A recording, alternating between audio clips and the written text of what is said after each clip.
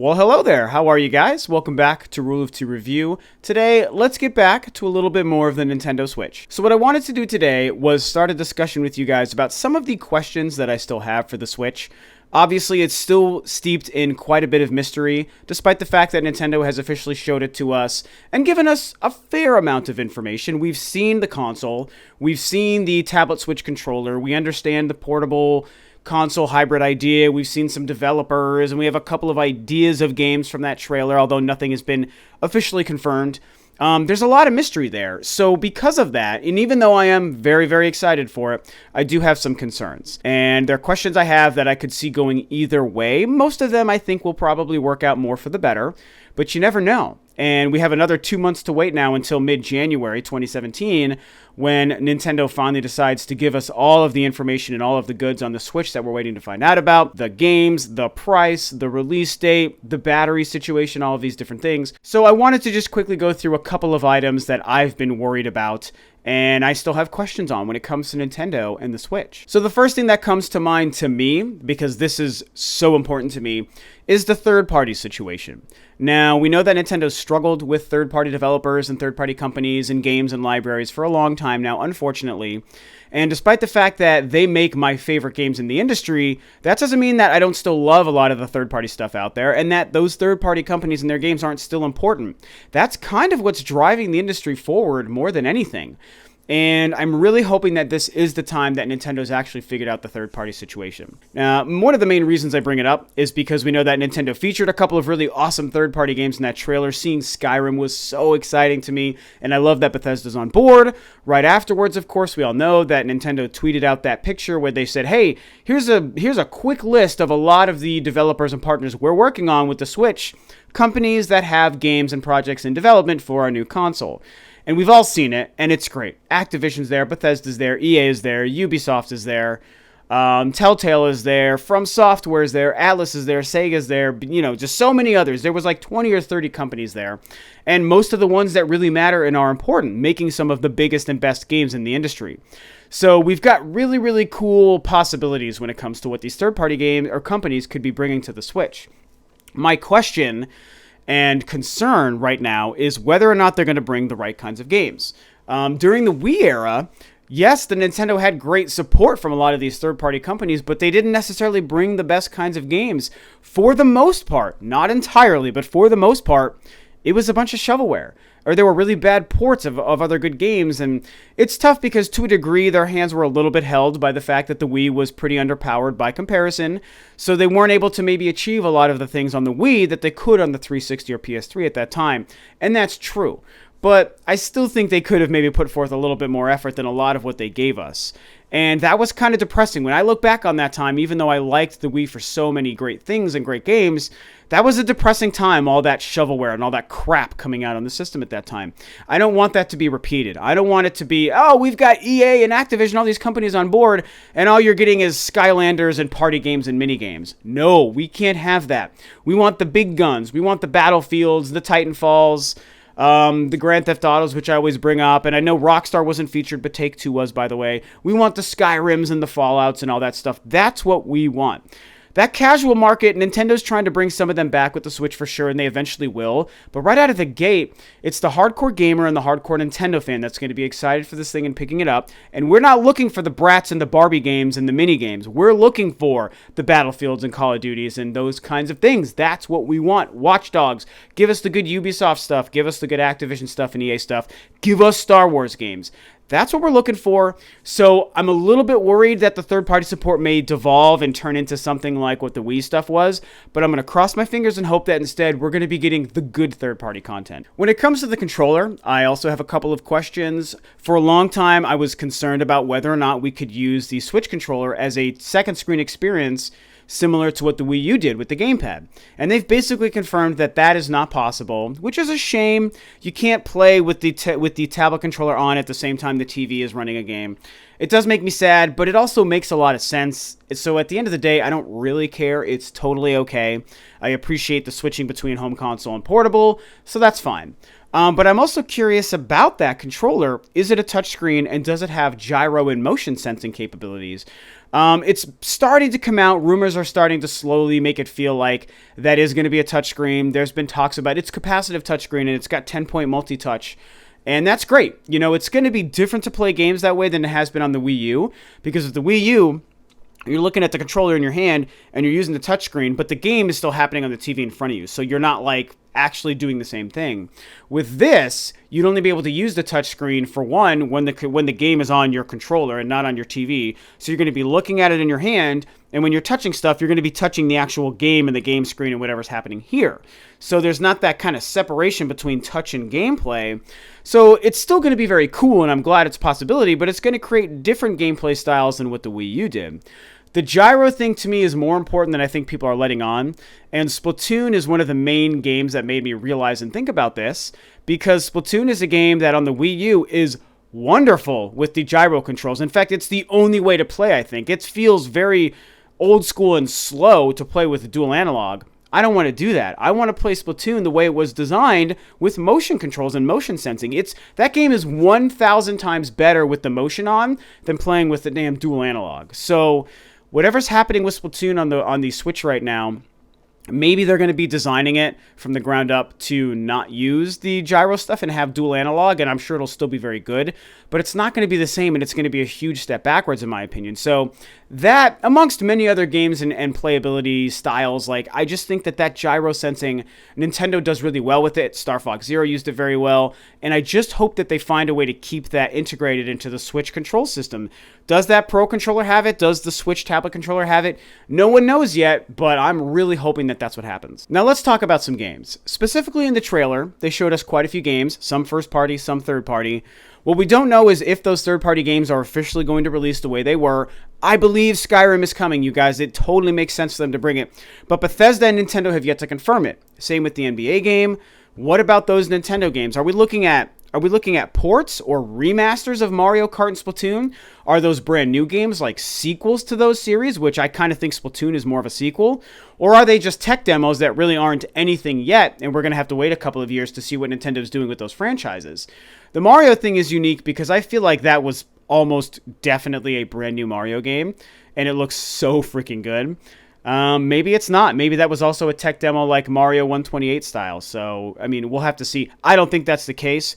But with the other games, it's like, what's happening with those games really? And then beyond that, speaking in a broader sense, are we going to be getting a lot of remasters and ports from the Wii U? I think that Nintendo's kind of in an interesting situation there because there's so many amazing games on the Wii U, first-party games mostly, and Bayonetta 2 I think kind of falls in this as well, that I think would be worthy of actually remastering and upgrading with new features and updated visuals to bring over to the Switch, because part of the reason it makes sense to do that is you get a lot of the new gamers who are picking up the new console that might not have played these older games. All of a sudden you have a new audience for them, and you can get longer legs and more life and money out of a game like Mario Kart and Smash Brothers and 3D World and Mario Maker and all these things. And these are games that I think are actually worthy of porting over or remastering over to the Switch. However, we also don't want too much of that. There's already been too much of that this generation. I mean, there have been some really quality remasters that make sense and have been good, I think. Wind Waker and Twilight Princess, Gears of War. There was another really good PlayStation one. I'm brain farting. You know, there's been The Last of Us. These are worthy, okay remasters to have made, but there's been so many other ones beyond that. And I think too much, and the game industry has become too reliant on that. And I don't want Nintendo to get stuck and kind of trapped in that same cycle. I think a couple of key Wii U games maybe make sense, but I don't want it to be too much. So it'll be really interesting to see what happens with the old Wii U library going into the Nintendo Switch. So when it comes to the console unit of the Switch, that docking station or unit for the Switch controller, I've got a pretty big question there. And it's, what does that thing really do? We need to know what's going on there. I did express this on the podcast we recorded the day that the Switch was revealed, is in my mind, when that was just a rumor and we had those little crude Eurogamer sketches, I pictured that idea as like a little tiny thing, like the exact same thing as what the Wii U gamepad docks into right now, that little thing. Something like that. I was like, oh, that would be a docking station? That's not a home console. That's not a gaming console experience. No, I'm not excited about that. Now that we've seen it, it's like a unit. It's a big beefy thing. It's got ports on it. I know that there's tech and moving parts in there. As Terminator Juice mentioned on the podcast, there's probably a cooling fan on there, which means there's stuff in there that's going to be operating. Hopefully, that we don't know that, but this is our theories and guesses, and I liked seeing a big beefy unit and not a tiny little 3-inch docking thing. So to me, it's like, okay, you've got this big unit. That's what gives us a home console experience on the TV. What does it do? Is it the supplemental computing device that everyone talked about in the rumors for the last couple of months, where when the controller is docked and you're playing on your TV, you have an extra added boost of power, visual clarity, better graphics, more features and function. Maybe it runs faster and smoother, higher frame rates. Does it do that? I really hope so. I want to believe that there's something to that docking unit that makes it feel just as much like a home console experience than when it is a portable experience in your hand. I think that that's really important. I was very excited to see that thing, but we don't have enough concrete information on what that thing does. So I'm really hoping Nintendo gives us some really good info and insight into what that docking unit can actually do. Now, two of the biggest questions and concerns a lot of us have is surrounding the price and the battery of the controller. So the price is obviously key. What is this thing going to cost? No one wants it to cost too much because it might damage Nintendo and make the Switch hard to sell to people. To me, if it's too cheap, it almost comes off as more like a toy. It's something that a lot of people don't talk about, but I feel like going too cheap in the console industry today, I think has this, potential like a subconscious effect that people maybe don't even realize, where it almost starts to feel like a toy, and it's like, oh, so it's $199 sounds great because it's less money, and that's awesome. But all of a sudden, it's like, well, does that make it powerful enough to compete in today's gaming world? I mean, to me, something that's a little bit more expensive makes it feel like it's worthy of competing with something like the Xbox One and the PS4. I think that's a pretty big deal to consider. So to me, there's a range that I feel the Switch could actually come in, not the Wii U, that the Switch could actually fall between. On the high end, the worst case scenario I see is $399. To me, that's acceptable. Like, I would pay that, provided this thing was powerful enough to at least justify it. I would pay $399 for what this thing is, because it's a great idea and it's a new Nintendo console. It looks, if I knew it was powerful enough, it would be worth $399 to me. But I do think that is too expensive for them to shoot for. The low end I could see is $250, $249. I think that $150 range between $250 and $400 is where I could see the Switch falling between. Most people have brought up the number $299. I agree. I think $299, that $300 price point is perfect. It puts it right on par with the base Xbox One and PS4 models, and it all of a sudden becomes very competitive. If it's too cheap, like I said, it's going to feel, if it's $199, it's like, well, can $199 worth of tech be as powerful as an Xbox One or a PS4? Probably not. But a $299 machine probably is powerful enough to run exactly what the PS4 and Xbox One give us. So suddenly, it's a good next-gen quality, beefy enough machine to make people feel comfortable paying that money. I think that's the perfect sweet spot, is $299. The battery is a big deal, because Nintendo is very much pushing the portability and the handheld aspect of the Switch. It's a huge focus, obviously. And if the battery life isn't long enough, you're literally cannibalizing and destroying 50% of why you're trying to sell this machine to people. So I don't think Nintendo's going to reveal like an official battery life at the reveal event in January, but I think later that same day or in the following weeks, they'll end up giving us a press release or a quote or something somewhere where they say it's got this long of battery life. To me, 5 hours is a perfect amount of time to shoot for. Longer would be great, but if they can tell us that thing lasts for 5 hours, that's going to be perfect for all the plane flights and train rides that they want people to take and be playing their Switches on. I mean, no one's going to be at a plane flight, which sometimes could be as long as 10 hours, depending on where you're going. With the Switch battery life, that's only 2 or 3 hours. That's not going to get the job done, and it's going to hinder people's ability to enjoy a huge part of what this thing is supposed to do. So I'm really hoping we get good information on the battery life. I could kind of see it going poorly. I'm so worried they're going to tell us it's only 3 hours, and I mean, I guess 3 hours or more is okay, but you can't go lower than that, man. It's going to be a big problem if it's below 3 hours. And the last big question and concern I have surrounds how we're going to game on the go. And to me, it's the wireless and online gameplay aspect. The home console version, that home docking station, we're going to be able to play online on whatever Nintendo's network is with the Switch for sure. When we're plugged into our TV, that thing is either going to be able to connect wirelessly or via Ethernet port or something. We're going to be able to play at home on our TV online. That's going to be fine. That's going to be great. But again, this thing is freaking portable. That Switch controller is supposed to go with you wherever, over to your friend's house or on a plane ride. How are we going to be able to play online there? A plane, obviously, you wouldn't be playing online, but I do think that Nintendo needs to give us the ability to play online, Mario Kart, Smash Brothers, whatever else ends up coming out that's online, Splatoon. We need to be able to play these games online on the go.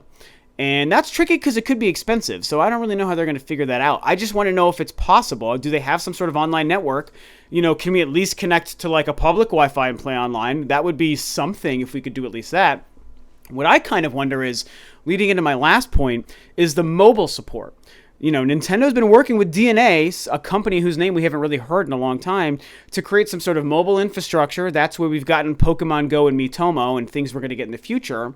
I wonder if there's some mobile infrastructure integration into what the Switch is supposed to be able to do, so that maybe our smartphone mobile experience is integrated into My Nintendo or the Miiverse or the achievement system or whatever, and it's all kind of working together. But what if that's also how we can game on the go? What if there's some sort of mobile Wi-Fi sort of service or connection Nintendo's creating that you can use with the portable version of the Switch, so that you can be connected to their mobile network while you're out and about, and you can even game that way? Now, I don't know enough of the technicality aspects to be able to discuss that idea further and go into the fine details of it. But in my brain, I think that there's something to that idea. There's some way that a mobile network can make online gaming on the Switch controller work when you're out and about, and maybe even not connected to a Wi-Fi signal. That would be really cool. They may have to charge us for that as a service. So again, I don't know how that could work. Maybe it doesn't make sense to, but I do know that it's going to really hurt the gameplay experience and the portable aspect if we can't do it also online and out and about, you know, play Mario Kart, whatever, and get online and play people online with that on the Switch controller. We have to be able to do that in some way. So what is the mobile integration going to be, and can we play online with the Switch controller when we're on the go? So there you go. Those are some of my main questions and concerns I still have for the Switch. Are we going to get the right answers to these? Are we going to find out that a lot of this stuff is going to work out in our favor? I sure hope so. I've said this a couple of times. I'm trying to drive this point home. I think we will be getting some bad news at some point. Inevitably, we're going to hear some things that maybe aren't great. You know, maybe it's a little bit pricier than we want. Maybe the battery life isn't quite as good as it should be, at least right out the gate. Who knows? Maybe some of the games that they've showed us really aren't coming, and we have to just kind of start from scratch and hope we're going to get some of these great games that they've kind of teased us with so far. Who knows, man? January is going to be the time where we find out the answers to most of these things. I ultimately have faith. I believe we're going to get mostly good answers to a lot of the questions I've expressed here, and some of the ones you may have as well. But who knows, man? Nintendo is a fickle beast, and we're just going to have to see what they decide to tell us in January. So tell me what you think about my list, my questions and concerns I still have for the Switch. Talk about some of the questions you still have. There's obviously a lot of mystery still surrounding the thing. We don't know a lot about it. So January is going to be a really interesting, fun time. So just about 2 months to go. Hopefully it's awesome. Tell me what you think. What questions do you guys still have for Nintendo and the Switch? And that's it. So thanks for tuning in as always. This is Rob of Rule of Two Review, and I'll catch you guys next time on another video.